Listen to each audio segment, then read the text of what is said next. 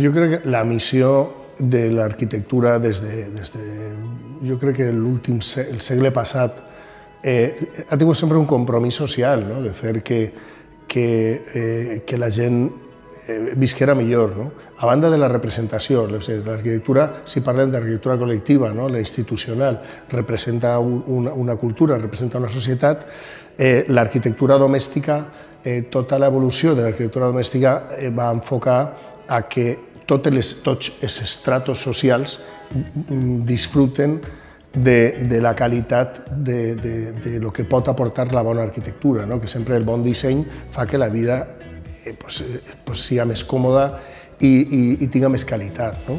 La meva arquitectura, el meu llenguatge, o sigui, jo he tingut un esforç, no? Jo crec que amb tots els arquitectes, de generar un llenguatge propi, no? Un llenguatge propi que t'identifiqui la teva forma de pensar, que té el resultat d'això, de les influències més el filtre personal que fa que la proposta siga la meva. Llavors, dins d'això, ha intentat buscar una arquitectura que no tinga un còdic estil reconeixible, vull dir, jo no he buscat una fórmula que la repetís d'una forma sistemàtica, sinó que el que faig és un plantejament. El plantejament del projecte sempre és el mateix, però el resultat és diferent perquè els paràmetres són diferents. Llavors, aquesta és la meva manera de treballar, de forma que si tu juntes totes les obres veus que n'hi ha continuïtat, però m'interessa que cada projecte sigui una aventura i sobretot una aventura creativa, no? Vull dir, el tema de la creativitat que no vull que sofoque per algo que siga reiteratiu.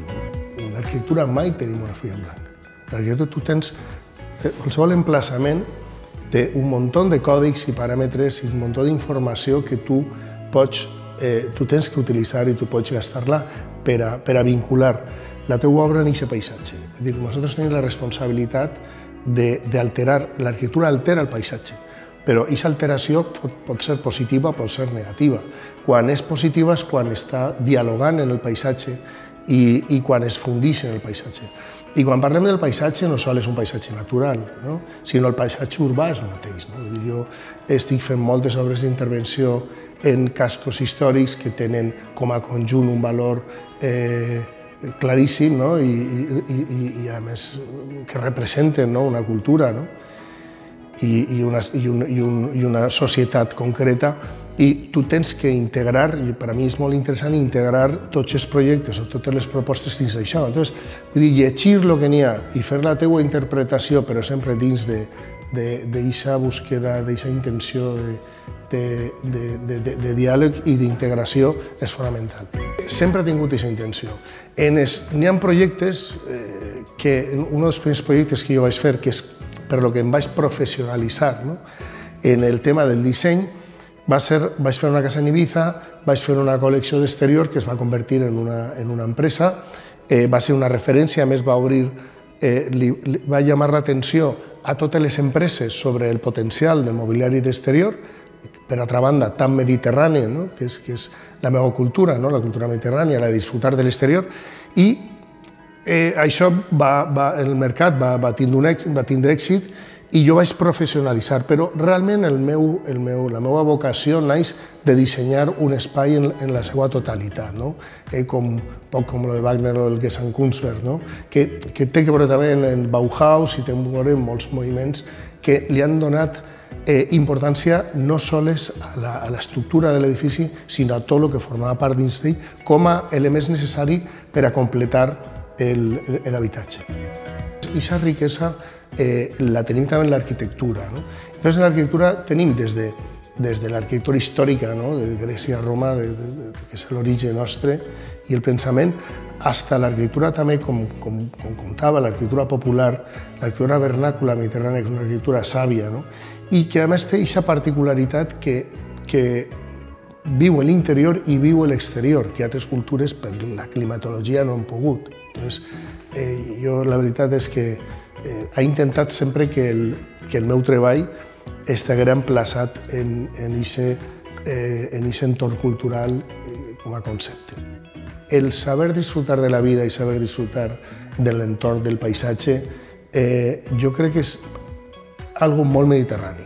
Jo crec que en totes les cultures n'hi ha ha hagut això, però jo crec que com en el Mediterrani, per lo que jo conec, en cada cultura. Entonces jo crec que, inclús ha comentat també la gastronomia, aquesta combinació de tot el que té a veure en la sabidoria de conviure, de com es deu de viure bé, jo crec que això al Mediterrani tenim una de les majors referències històriques i això és el que hem exportat. Que això es tradueix en arquitectura, per supost. Vull dir, tot això es té que materialitzar en una arquitectura que és, a més, una arquitectura jo crec que és molt pura, una arquitectura que no és fastuosa, no està buscant l'ostentació. Jo crec que aquesta simplicitat, però hem combinat com a condensació de qualitat, en el Mediterrani passa més que en altres cultures. Un salt tecnològic implica moltes voltes un salt cultural, la forma de veure el món, hi ha un paradigma, un canvi de paradigma. La IA ens va fer un canvi de paradigma, però els elements essencials del comportament del ser humà són els mateixos. Jo la veritat, em trobo a gust en els projectes que tinc més llibertat.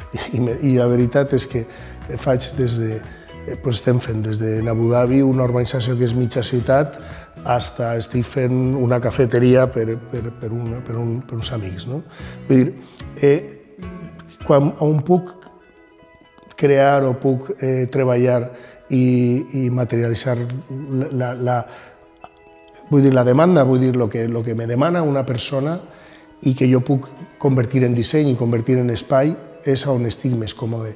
Si això és un residencial, a veure, algun arquitecte, no recordo, crec que és un Plitzer, el Plitzer xino, va dir que tots els edificis són una casa. I d'alguna manera això és de veres, no? Vull dir, la casa és el punt de partida de l'arquitectura i les institucions són com a cases que representen una col·lectivitat, una voluntat. Però jo estic còmode fent qualsevol projecte. És de veres que tècnicament, com a repte, clavar-me en projectes de més envergadura me resulta molt interessant, però a voltes torne als projectes de menor escala i disfruto un munt. O sigui que estem fent des de molta intervenció ara en patrimoni, per exemple, és un tema que m'està interessant molt, és per intervindre en conjunts que tinguen certa dificultat d'interpretació perquè la resposta hi hagi aquest diàleg entre les preexistències i el que tu pugues aportar.